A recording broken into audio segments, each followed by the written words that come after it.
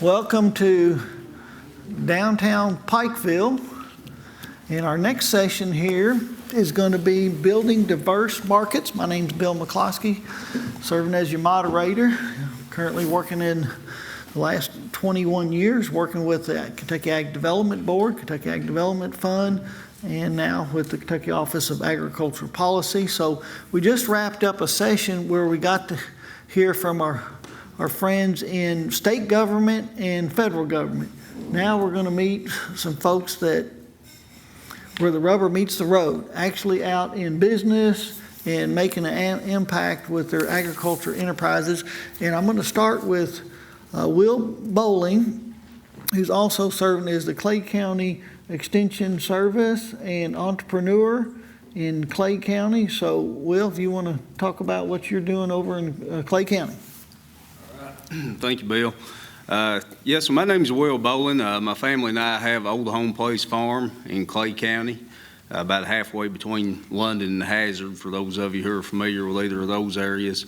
Currently, right now, we have about 90 acres of pasture that we're doing grass-fed beef and lamb, and then 2 acres of pretty high-intensity vegetable production. So 30-inch raised bed system with 18-inch pathways, so pretty intensive, a lot of production off rather small acreage, along with about 12,000 square feet of high tunnels that we're producing in. Right now, we're currently selling into 5 counties around us, about a 50-mile radius. So selling to both retail customers through community-supported agriculture subscriptions that we have, as well as an online farm store that we started up in 2014. We are doing year-round sales for both meat and vegetables, and then also doing some wholesale accounts as well. And right now, our biggest wholesale account by far is the Wrigley Tap Room down in Corbin. But again, we are doing it year-round, have been able to make it work so far. And in addition to that, I am, as Bill mentioned, the Ag and Natural Resources Agent for Clay County with UK Cooperative Extension.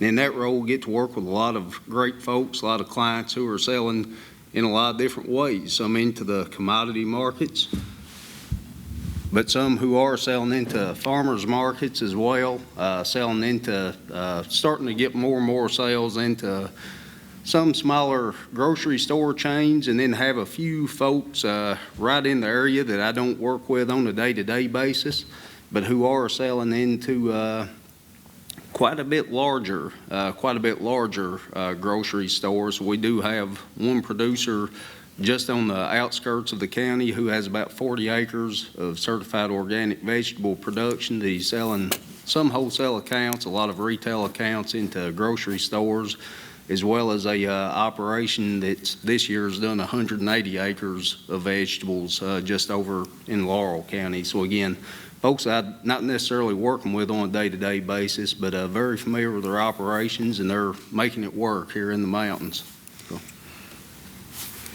All right, thank you, Will. Now, our next panelist need no introduction here in Pike County, but Charlie and Joyce Pinson. Appreciate y'all being here today. And as I mentioned earlier, they were instrumental in helping us establish the farmers market here in downtown Pikeville. So appreciate y'all's leadership on that. So it looks like y'all might be going to some event here later. You didn't get the memo on the red, but looks like y'all are ready to go. So take it away. Thank you, Bill. We are set up over at SOAR, and we use jams and jellies. Right now, that's all we do. We do jams and jellies. We make them in Kane Kitchen over in Whitesburg, which is also funded by KDA, and we appreciate that. We're able to do that. We have 4 distribution points that we use. We have a website, friendsdriftinn.com, where we sell retail. We do co-packing. We do for Bourbon Barrel Foods and Louisville Stoneware right now. We make and Chef Weta Michaels. We do those 3. What we do is we make the jam, put it in jar, and put their label on it. And then we have our own retail store here in Pikeville. We also wholesale. Right now, most of our wholesale is in the Lexington area. We've got like 6 Depending on the week, we have 6 to 8 stores that are buying from us in the Lexington area. We have one in Stanford. We're hoping to expand the wholesale marketing of that over in the next year into 2 or 3 more cities. Also, then we also do festivals. I think we've done about 18 festivals this year, and we use that to get our name out and help us find out where our market lies, where we can go to that wholesale, switch over to the wholesale there. Eventually, we would like to be a big wholesale and a couple of small retail outlets of our own. Joyce? So my background is agriculture economics, so when the topic came up, diversification of markets, I went 18 billion ways. And I think for anybody that's starting out in agriculture, if you're thinking, how do I diversify my product? Shelf stable is one way. Instead of just doing a fresh product, doing shelf stable product like a jam, a pickle, something on the canned goods. We have some at our farmers markets that do hummus that is value added, that type of thing. But 2 or 3 things that helped us to diversify. NCRS gave us a grant for a high tunnel, and if you don't know the difference between a high tunnel and a greenhouse, a high tunnel is not heated, but it's the same idea. That allowed us to do products all year round, like what Will was talking about. You can do greens and things in the cool weather. We've also been blessed to work with MACID. MACID, now Mountain Association, helped us with our website so we could do the distribution there. When we talked about diversity of product, something that struck me being a jam maker was if you diversify too much, it's just like putting peanut butter on a piece of toast. If you smear the peanut butter too much, you'll never taste the peanut butter and the jam together. So you have to be very careful about how you diversify your product, especially, I know Will and Maggie, they're basically a 2-man operation. We're a 2-man operation. We have my mother and my nephew that help with us. But when you're small, don't spread yourself so thin that you can't savor the successes. I think that would be a big thing. I think so. One of the things we take quality over quantity and quality over price. We're a higher price point than most, but we use a lot less sugar. We use a lot more fruit. We actually grow our own peppers that go into our pepper jellies.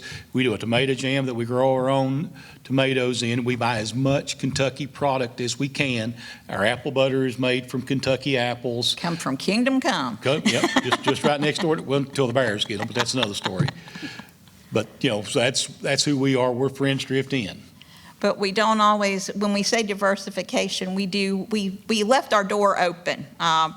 We were ready to hit our peak at COVID, and then we kind of had to back off a little bit because, that was the unknown.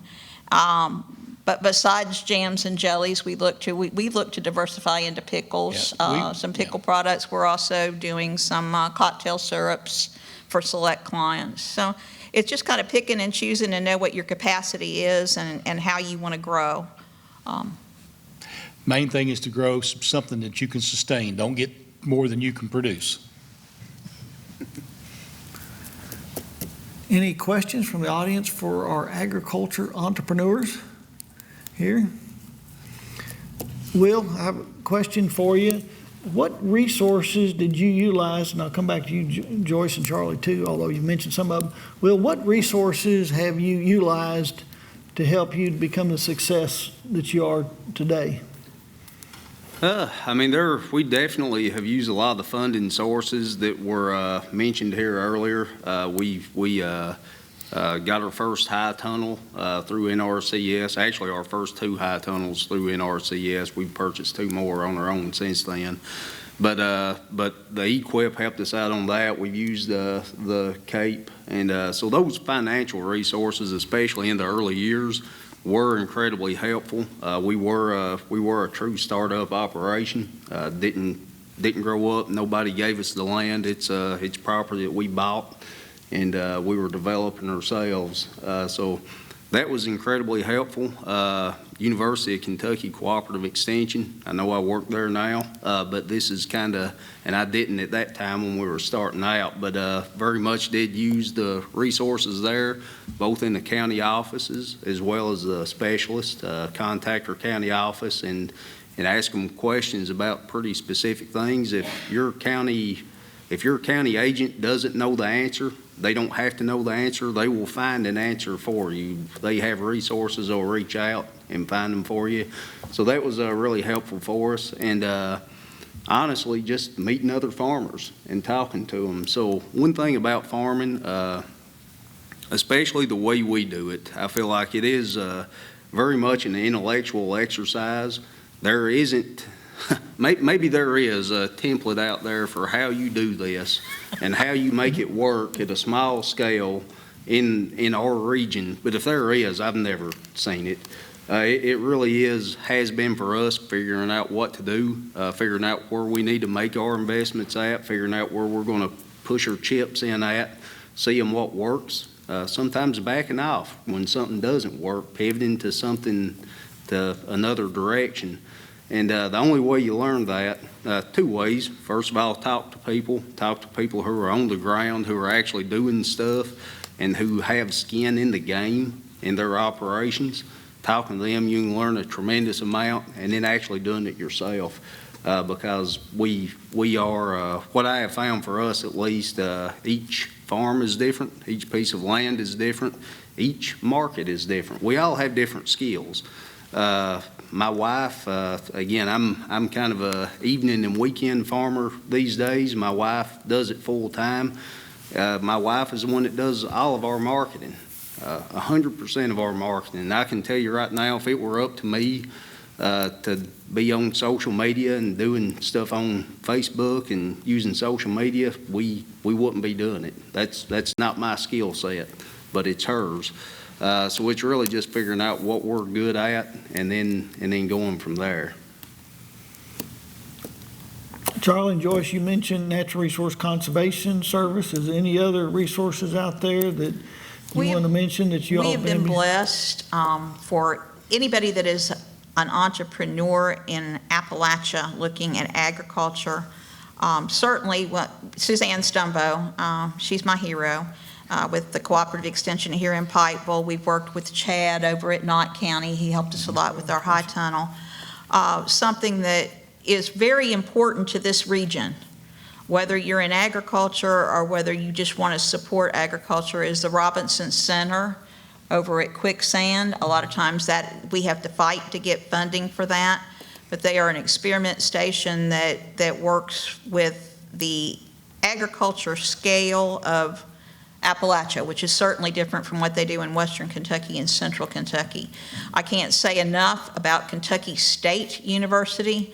Kentucky State University has babysat us from when we were crawling to when we were walking, and hopefully they'll be with us when we're really running that race. Kentucky State University really has an affinity for Appalachia. They have an affinity for small-scale producers. Joni Nelson is the contact there. We adore her. We are not currently working with K-Card.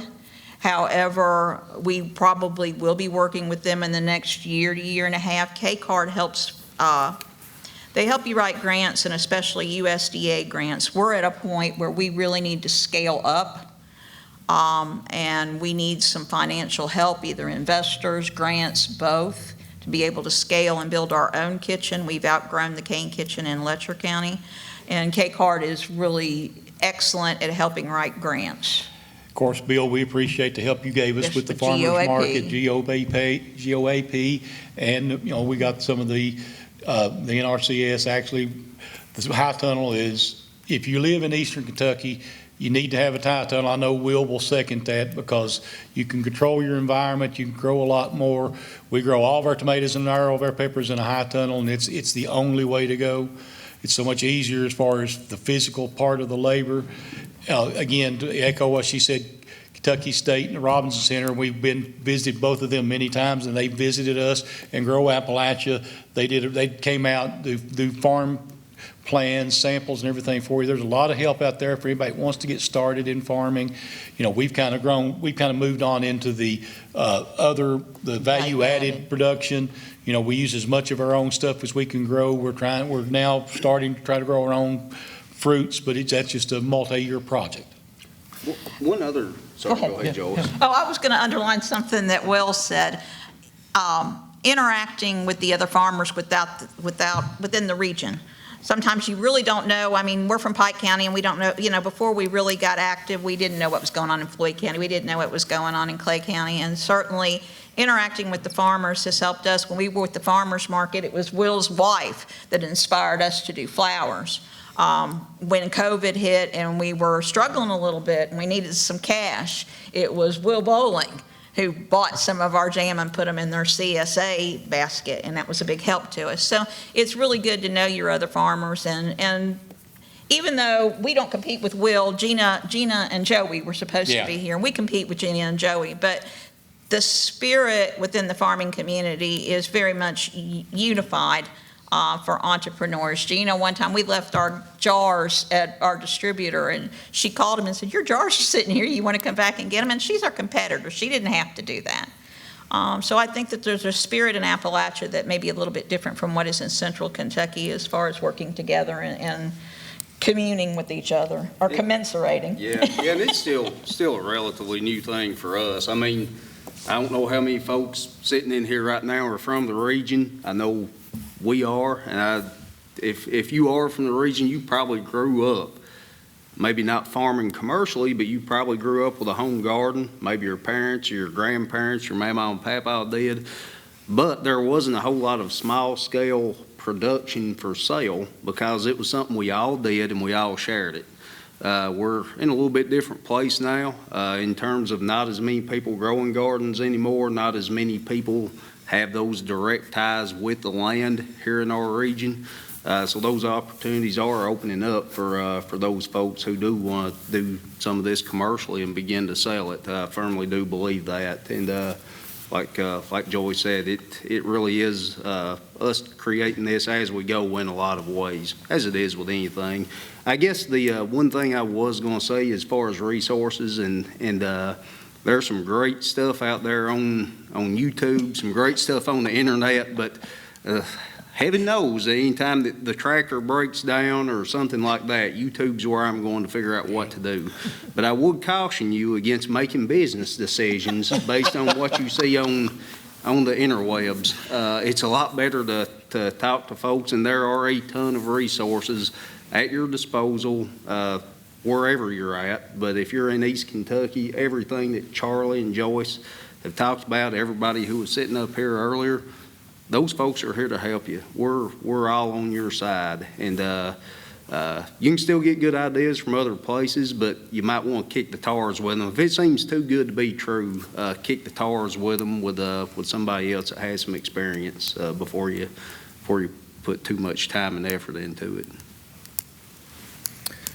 Any questions for Chad? Do you comment or question? You're both mentioning processing, and Joyce and Charlie, you mentioned the cane kitchen for your processing, and going through with your USDA partners. We understand that getting to market isn't simply by finding that product, putting it in a package. There's some restraints requirements, labeling, licensing, that. Can you explain some of those obstacles? I call it the alphabet soup. Who's on the phone this week? USDA. Who's on the phone next week? FDA. Who's on the phone the week after that? GOAP. There's a lot of different sources. A lot of hoops to jump through to get started. We're not only state and local, we're federally licensed as well. We had to go take a 40-hour course called the Better Processing in order to be able to sell across state lines and ship through the internet. So that's a 40-hour course you got to take, and it teaches you a different way of doing things than what you did when you canned at home and all that. So you had to change that. Then you have to go, of course, you have to get your food handlers, your food managers, your facility has to be inspected. You have to learn about some science. You got to learn about pH. You got to learn about temperature, Thermal mass. thermal mass. I mean, a lot of different things you didn't think, all those classes you took in high school, say, I don't need all this science stuff. Well, turns out we did. I think one of the fun things about when we got certified, we were taught in the better processing that everything had to be processed at 220 degrees. Well, while that might be well and good in other parts of the country, here in our part of the world where it's the mountains, we only have to produce at 212 because of the altitude. So there's always new learning, new curves, but we're getting there. But in defense of all that, everyone was very helpful along the way of getting through all these processes. Dr. Paul, who used to be the process authority, all your recipes most of your recipes have to be approved unless they're an exempt by the process authority for each state, and all your labels have to be approved by the state for the wording and everything goes on them. But all those people have been very helpful.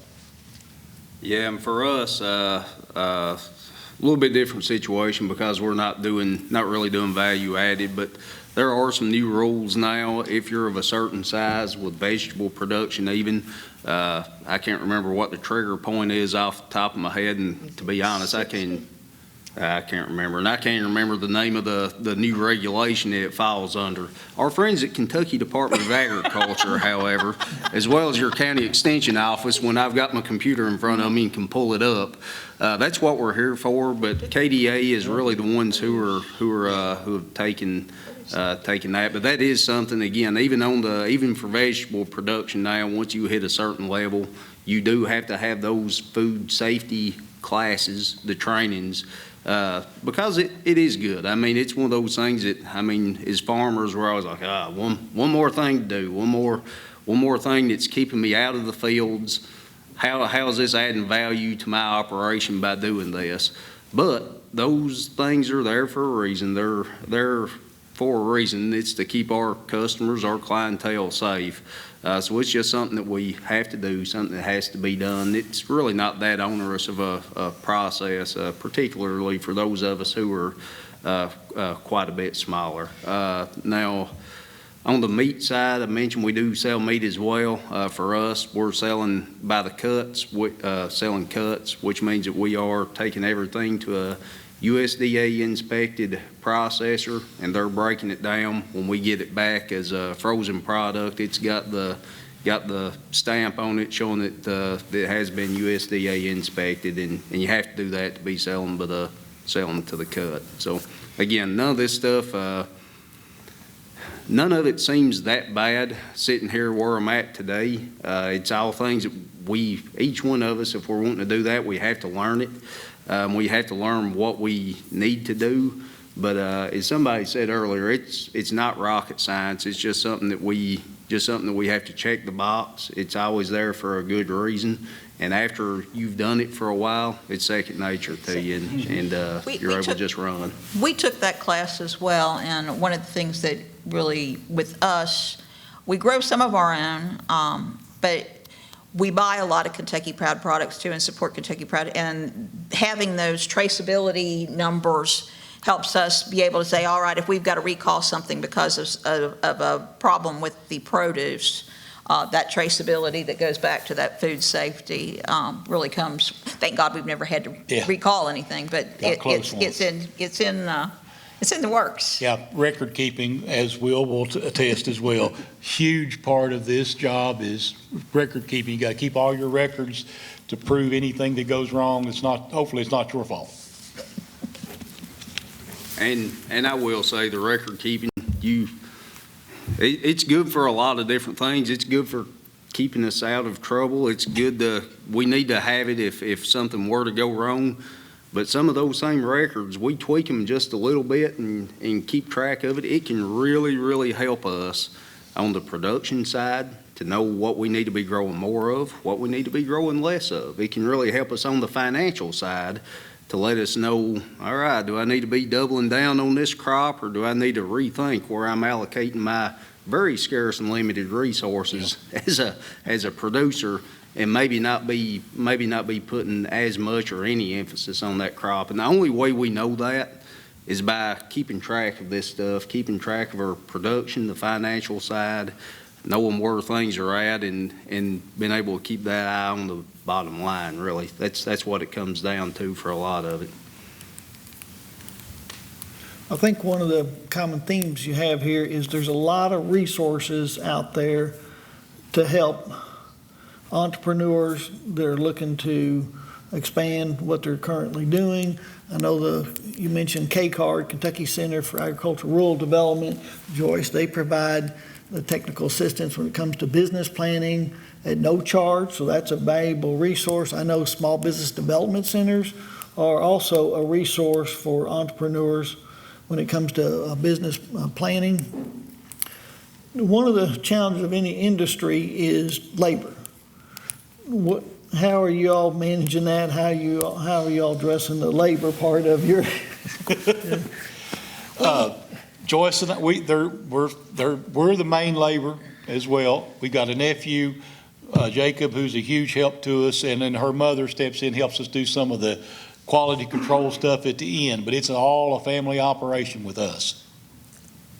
You can easily right now, Cane Kitchen, of course, has been feeding the masses, and so that we've been having to go to the Cane Kitchen in the afternoon, late 5 or 6 o'clock, and to produce our product and get it boxed back up and get unboxed and back to the house. We're not getting home till midnight or in that vicinity. It's hard work because there's only the two of us. Certainly, the more we have on the line, the easier it gets, but labor is a big problem. Even on the farm, you can't get anybody to work. Nobody wants to work on the farm. That's too hard. Or if they say they're going to work, they think that if you tell them to get there at 8 o'clock, they're going to show up at noon. Labor is a big problem. You mentioned, Joyce, the Cane Kitchen here a couple of times. Are you able to utilize those resources over there to do? I can't hear you. You're going to have to answer. Yeah, we use Cane Kitchen. It's in Whitesburg. It's the old Whitesburg High School, and they got a lot of funding from the KDA to put that in, and they've taken that old kitchen and they've turned it into a space that we can rent. They also do a lot of charity work over there as well. Like right now, Joyce said they're feeding the people that were affected by the flooding, so they're taking a lot of their time doing that. They also serve meals, cater as well. They use it as part of its entertainment spaces for people to have parties and events in Whitesburg. They do a summer feeding program for the children. So Cane, it's doing a great job over there. It's one of the more successful kitchens that I'm going to say GOAP. That's what Ag Development Funds, yeah. That's one of the most successful kitchens you all had, I think. Yeah, and for us on the labor side, it's been hit and miss. That really has been one of our biggest bottlenecks, especially on the vegetable side, livestock side. I mean, fences are built and we rotate the animals around. There's always something to do, but it's not too bad. The vegetable side, though, labor has been our biggest issue since we started, since my wife, Maggie, really started doing it full time in 2014. The last couple of years have probably been the best couple of years that we've had, and that has been a couple things. We have had some support through Grow Appalachia. They have a mentor-mentee program now, and they were able to hook us up with some folks, send some names our way of people who were interested in farming. Really this past year, I guess at one time we had 5 folks on staff. Not all of them were working full time. That was probably 3.5 FTEs for employees, not counting my wife, not counting myself. But five of them, and of those 5, all 5 of them sought us out, which is crazy. But they were all local kids. They weren't, I guess a couple of them were in their early 20s and about ready to go off to college. A couple of them were just out of high school. One of them still in high school. They all sought us out. They saw what we were doing, thought it was cool, and wanted to come out and work. And I mean, several of them, they've stuck with us for a few years now. So again, that's not something I would have really anticipated. That's probably a labor pool that we have lost, because now 3 of the 5 are off to college. So we probably have lost those folks now. But again, that's something that essentially just fell in our lap, and that's really just from being out in the community, I think, and from being kind of forward about what we're doing and what we hope to do. So I don't know about next year. We'll see what happens next year. I keep hoping for some more really engaged young folks to come out and want to learn how to farm. And I mean, for these folks, again, it was 5 of them. They were super interested in doing it. None of them think they're going to be full-time farmers. None of them thought they were going to be full-time farmers when they came into it. They were just interested in learning how to grow. They were interested in learning about the business. They didn't have any illusions that that's what they wanted to do for their 9 to 5 or for their daylight to dark from now on. But they were interested in seeing that side of it anyway, which is awesome. That's great. We love to spread the word, folks coming in for that type of thing. So you're talking about the next generation of farmers, I guess, Will. Do the high schools have greenhouses where they can get exposed to horticulture production? I know that the Ag Development Fund has supported, over 50-plus greenhouses from middle school to high school. Is that something you see in your county? Is there? Yeah, several of our counties around do. Unfortunately, in Clay County, in the public school system, we don't have a VOAG program any longer. Yep, we haven't had a VOAG program in probably 15, maybe closing in on 20 years. We do have a couple private high schools in the county, one of which does have an ag program. And a fair number of local students are going there now and getting exposure to it. Again, getting exposure to it from that side. But other than that, nothing in the public school system for us, unfortunately. Yeah, Pike County's the same way. We used to have a greenhouse at the high school which I won't gone now, but I don't know of any high school in Pike County that has a greenhouse. So Shelby County, maybe, or Shelby Valley, maybe. no, they've got those box containers through. Question, Kevin, did you have? I was just curious for the Pinsons, like how often or how frequently are you processing jams? Is it 2 days a week, 5 days a week? Are you doing the actual cooking? And is it year round? It's year round, yes. And it depends. Like right now, every day we can get in the kitchen. We've got a big order going out to Bourbon Barrel Foods. Actually, we got 3 big orders going out to Bourbon Barrel Foods. So we were there till we got home at midnight Sunday from 12 till about 10 in the kitchen. Monday, we were there until about 7 this week. Now, last week, we were in there Sunday, Monday, and Thursday. We're just, whatever days we can get in right now. We could be over there 3 or 4 nights a week during this period, and then sometimes we won't go over there for a month. But I would say on average, we're there at least twice a week. Before the floods, we were there more frequently, and we backed off. We had enough. We were blessed that we did have some overstock, so we didn't suffer too bad, But now it's coming on crunch time with Christmas. Christmas coming up, so we're there every day we we're can get alive. in. And that's the Kane Kitchen there in Letcher County? In Letcher County, right. Okay. The Tennessee Mountain Comprehensive Care Center actually owns those Shelby Valley. Okay, they were put in originally. Oh yeah, there are, but those are not part of the school. Those are part. The Mountain Comp has a couple greenhouses in a couple places, but yeah.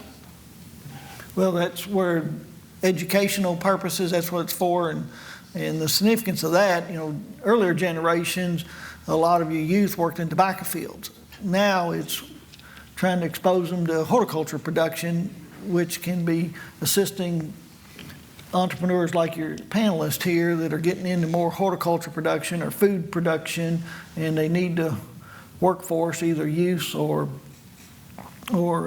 adults at the next level. So that's one of the types of projects the Ag Development Board has funded is greenhouses.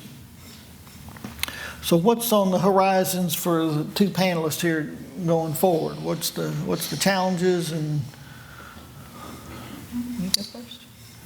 Yeah, I think for us, challenges, labor, I think, is going to continue to be a challenge. Again, I mentioned the last couple of years have been pretty good, but it is going to continue to be a bottleneck for us going forward as long as we maintain our current focus.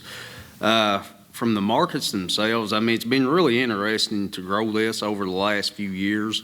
Again, when we started this up, it really was a startup for us. Every customer we had, we were fighting for them to acquire them from day one. For us, luckily, or just the way that we've evolved, I guess, we never have really done any advertising or anything of that nature.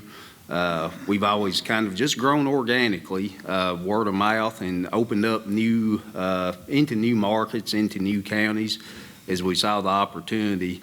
And for us, that's went pretty well. I think we are at a point now, especially as we have got to a point where we see that we can continue to expand if we can find the labor to do so. And as we continue to really cultivate customers in a few different ways, again, through wholesale accounts, but also through retail accounts, figuring out what our customers want. One thing, huge change that we've done, or it's been a huge change for us over the last 3 years ago, we're always really resistant to doing a CSA for a few different reasons. We had a meat CSA, but not a vegetable CSA.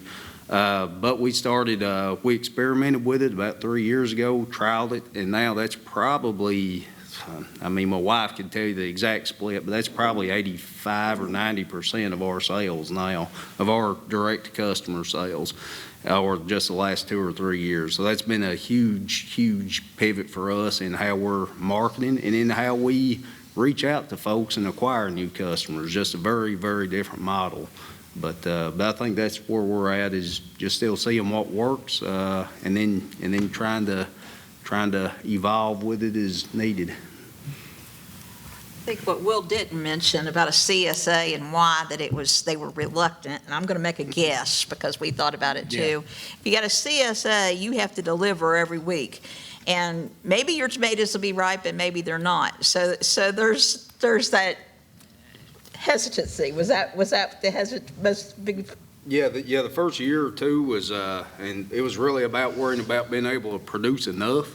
And then after that, it really was about being able to provide the variety that was needed when it was needed, because it's a big commitment. I mean, we're taking these folks' money up front, and we do offer week-to-week payment, but a lot of folks do pay us up front, pay us months in advance for something that we haven't produced yet. So it's a lot more pressure than just saying, all right, we didn't have any maters, we're not going to the farmer's market this week. It's not that.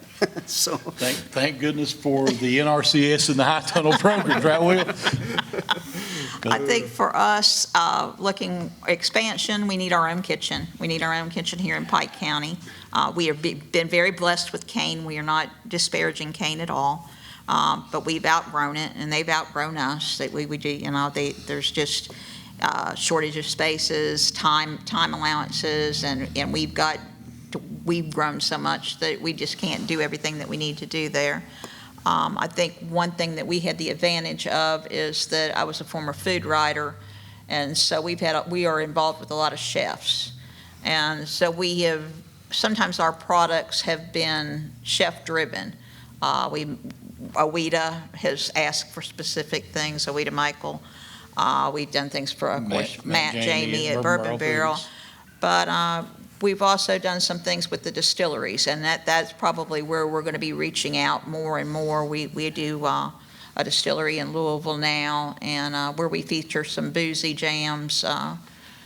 That goes on to making cocktail syrups and that type of thing. So that would be where our goal is going, and then our challenge is just getting a space big enough to accommodate what we want and be able to transport. Since the pandemic, we've not really introduced anything new into our lines. We just kind of went with what we've got, and I think we're to the point now that we're ready to expand. We've got a hot sauce in mind. We've got cocktail sauces in mind. We've actually got a cocktail sauce already developed, so we'll probably be putting it on the market pretty soon. Or cocktail syrup, I'm saying, I guess. But cost is going to be an issue. Anybody that's not in the food industry doesn't know what the cost of ingredients has done. A lot of our stuff, most of it's at least doubled. Our blackberries has tripled. At least. The cost of our blackberry has tripled. We're holding off on even reviving our website until we can figure out the price point and supply chain. You know, right now, you know, we had trouble there for a while. We've got some of our product has got a black lid simply because we couldn't get our traditional lids. So there's always some issues like that. For the 2 years of the pandemic and then the first year out of it, supplies were hard to get, glass jars, lids, and now we're looking at the future with the droughts and everything else that's coming out, the availability of a lot of other fruit products and stuff like sugar is going to go up. So we've been trying not to raise our prices, but I mean, we've been able to hold off, but I don't think we can do that any longer. Chad, you got a question? We see Appalachian Proud scrolling behind you as well as on your hat. What value does that moniker Let me take that. and designation provide outside of the region? We've met before, Chad, and I told you I'm very blunt. We fought very hard to get the Appalachian Proud brand. That was part of Community Farm Alliance when we were working with them. That was a hard-fought battle to get that brand. The brand is pertinent. It is not well marketed. I did some of the photography, the initial photography for the brand that was being produced, and that was all well and good. However, we can do better about marketing at the state fair. We always seem to get shoved off in another hall and not even in the main hall. We could do better about being put together with the Kentucky Proud. We don't see a lot of, we see the Kentucky Proud, but we don't see, and Kentucky Proud should be the banner, but why not say, all right, we've got the veteran program, also veterans and Appalachian, and the other programs, they're get a little bit short-sighted on that. And the original Kentucky Proud logo, a personal observation, was very easy to replicate. It was the green mountains. And while a lot of people objected to it because it looked like snow camps, the new logo, when I put that on, I refuse to put it on a jar jam because it's not going to translate down to something that's, the size of an eraser. So we are blessed with the Appalachian Proud brand. However, we think that y'all can do better. All right. I'll try to tone it down a little bit. She tells you what I'm passionate but about that. we're passionate about Appalachia in general. Actually, if you'll see Bourbon Barrel Foods brands, they've got the produced in Appalachia right there on the jars. Folks, this is a food center. The food that we grew up eating here is something people the rest of the world have not been able to experience until recently. Had a lot of chefs have picked up the mantra of that and pushed it out there a little bit more.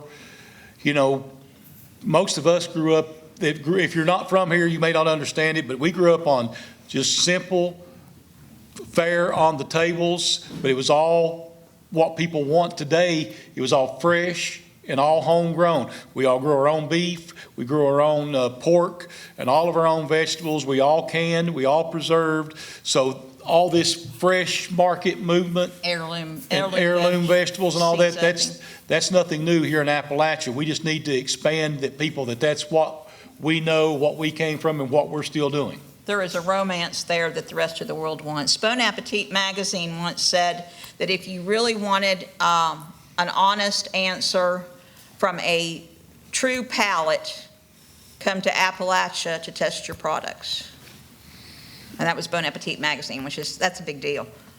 So obviously, Joyce and Charlie, you see the benefit of promoting and branding as Appalachian. Absolutely seen the benefit of it. It's a struggle because it's new.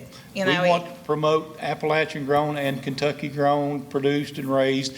Very proud of where we're from, the state and the areas. So I'm sure, and I know Will is as well. Yep. You may hit it. We hit a spot that we're very passionate about, as being from Appalachia.